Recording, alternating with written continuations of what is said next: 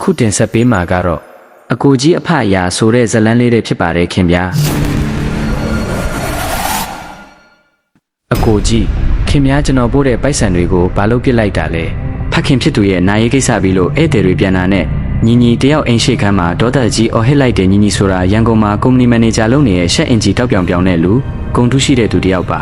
သူရှိမှာခေါင်းလိုက်ဆိုင်ကြနေသူကတော့သူ့အကိုရင်ကိုထုံးမြပါကိုထုံးမြကတော့ရွာမှာပဲနေပြီးလဲလို့ရင်းမိဘတွေကိုပြုစုရင်အသားတွေကမဲ့လက်တွေကချမ်းပြီးပူစာနေတဲ့လူတော်မတိုးတဲ့ရုပ်ရည်နဲ့ပါကျွန်တော်လစဉ်3သိန်းပို့တယ်အဖေနေမကောင်းဖြစ်တာနှစ်လောက်ရှိပြီးပိုက်ဆံတွေကနေတာမဟုတ်ဘူးအခုကြည့်အိမ်ကလည်းရိုင်းနဲ့အဖေစေးကူတမှုကလည်းဘာမှရေရမရှိခဲ့ဘူးဆိုအဲ့ဒီပိုက်ဆံတွေကိုအရက်တောက်လောင်းကစားလုပ်ပြီးဖြုံးပစ်လိုက်တာမလားညီညီရဲ့ဆွဆွဲတန်ကအိမ်လေးထဲမှာဟိန်းထွက်နေတဲ့ကိုထုံးမြကတော့ဘာမှပြန်မပြောပါဘူးသူ့ရဲ့အကွဲနေတဲ့ခြေဖနှောင်းတွေကိုသာငေးကြည့်ရင်တပြင်းချနေတယ်ညီလေးရဲ့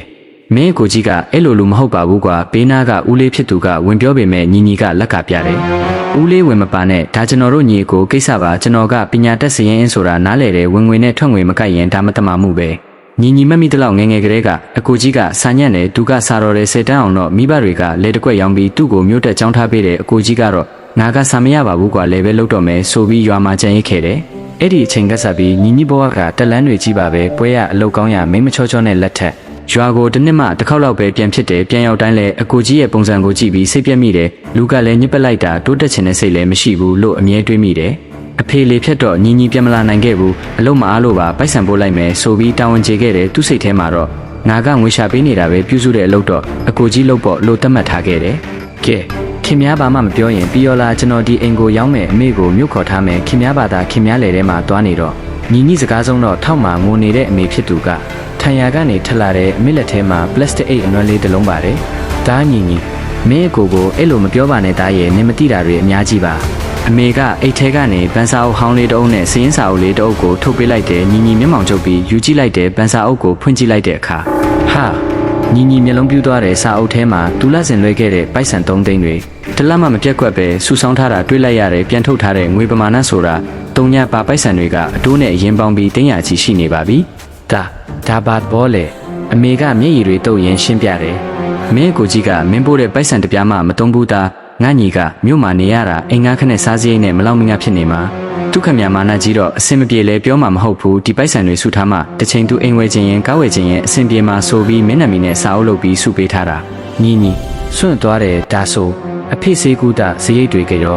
မင်းကိုကြီးနေ့ရောညရောသူများလေတဲ့အငှားလိုက်လုပ်တယ်ညဘက်ဆိုဖားရှာတယ်ပြီးတော့ဟိုတလောကမင်းကိုကြီးတိတ်မြတ်နိုးတဲ့နွားတရှင်းကိုရောင်းပြီးအဖေကိုစေးကူပေးခဲ့တာမင်းတိမှာမဟုတ်ပါဘူးအဖေမဆုံးခင်နောက်ဆုံးစားချင်တာလေးတွေစားရစေဖို့မင်းကိုကြီးနေ့ညမနာပဲအလုပ်လုပ်ပြီးဝဲကျွေးနေခဲ့တာတားရဲ့ညီညီလက်ထဲကစာအုပ်လေးလွတ်ကျသွားတယ်သူအကိုကြီးကိုလှမ်းကြည့်လိုက်တယ်ကိုထုံးမြတ်ကခုနကတိုင်ခေါင်းငုံနေစေပါပဲညီညီခေါင်းထဲမှာအတိတ်ပုံရိပ်တွေပြန်ပေါ်လာတဲ့ငငယ်ကသူចောင်းသွားခါနီးတိုင်းဖက်နဲ့တုပ်ပေးတဲ့အကိုကြီးညီမျိုးတက်တုံးကညီလေးမင်းကငါတို့အိမ်ရဲ့မျောလင်းချက်တော်ဆိုပြီးလမ်းစီထည့်ပေးခဲ့တဲ့အကိုကြီးတကယ်တော့အကိုကြီးစာညံ့ခဲ့တာမဟုတ်ခဲ့ဘူးညီဖြစ်သူကိုကျောင်းဆက်တက်နိုင်ဖို့အိမ်ရဲ့စာဝတ်နေရေးအတွက်သူကျောင်းထွက်ပြီးလဲဆင်းခဲ့ရတာညီကိုပညာတတ်ဖြစ်ဖို့အတွက်အကိုကြီးကပညာမဲ့ဘလွားကိုရွေးချယ်ခဲ့တာညီရဲ့နုဖက်နေရဲ့လက်တွေနဲ့ရှင်လိုက်ရင်အကိုကြီးရဲ့လက်တွေကတကိုင်းချောက်တွေလိုကျန်းတန်းနေတယ်ဒါပေမဲ့အဲ့ဒီလက်ကျန်းကြီးတွေကမှတကယ်ပေးဆက်သူရဲ့လက်တွေပါလားဆိုပြီးညီဒူးထောက်ကျသွားတယ်သူ့ရဲ့မာနတွေအထင်မြင်သိမှုတွေအကုန်လုံးအကြီးပြောကျသွားတယ်သူအကိုကြီးရဲ့ခြေထောက်ကိုဖက်ပြီးအုံငိုလိုက်မိတယ်အကိုကြီးကျွန်တော်မားသွားပြီဗျာကျွန်တော်မိုက်မဲခဲ့ပါတယ်ခင်ဗျားရဲ့မေတ္တာကိုမမြင်ပဲကျွန်တော်စော်ကားမိပါတယ်ခွင့်လွတ်ပါအကိုကြီးရဲ့ကိုထုံးမြတ်ကညီဖြစ်သူကိုဆွဲထုတ်လိုက်တယ်သူ့မျက်နှာမှာအပြုံးနွမ်းနွမ်းလေးပေါ်လာတယ်ရပါတယ်ညီလေးရမင်းကမျိုးကြီးပြက်ကြီးမှာနေရတာဆိုတော့စိတ်ဖိစီးမှုတွေများမှာပေါ့အကိုနားလဲပါတယ်အကိုကတောသားပါကောဒီလိုအပူပင်တွေခံနိုင်ပါတယ်မင်းအဆင်ပြေရင်ပြီးတာပါပဲအကိုကြီးရဲ့စကားတခွန်းချင်းစီကညီရင်ကိုတားနဲ့မွန်းတယ်လို့နာကျင်စေတယ်ဒီနေ့မှညီနားလဲလိုက်တာတခုကသူကငွေရှာပေးုံနဲ့တာဝန်ကျေတယ်လို့ထင်ခဲ့ပေမဲ့အကိုကြီးကတော့သူ့ဘဝတစ်ခုလုံးကိုပုံအောပြီးမိသားစုကိုကာကွယ်ပေးခဲ့တာပါအင်ကြီးကရိုင်းနေနေတယ်လို့သူထင်ခဲ့ပေမဲ့တကယ်တမ်းရိုင်းနေမသွားအောင်ထောက်ထားပေးခဲ့တဲ့တိုင်မကြီးကသူ့အကိုကြီးကိုထုံးမြပါပဲပညာတတ်ဆိုတဲ့သူဟာစာအုပ်ထဲကစာတွေကိုဖတ်တတ်ပေမဲ့အကိုကြီးကတော့မေတ္တာဆိုတဲ့စာအုပ်ကိုနှလုံးသားနဲ့ရေးသားခဲ့သူဖြစ်ပါတယ်အိမ်ပြန်လမ်းမှာညီကားပေါ်မှာအကိုကြီးနဲ့အမေပါလာခဲ့ပါတယ်ဒီတခါတော့အိမ်ရောက်ဖို့မဟုတ်ပါဘူးအကိုကြီးကိုမြို့မှာဆေးစစ်ပေးဖို့ကောင်းကောင်းမွန်မွန်ပြုစုဖို့ခေါ်လာခဲ့တာပါကားမောင်းနေရင်ဘေးကုံကအိပ်ပျော်နေတဲ့အကိုကြီးရဲ့ညိုမဲနေရဲ့လက်ချမ်းကြီးကိုညီလန်းဆုပ်ကိုင်လိုက်မိတယ်ဒီလက်တွေ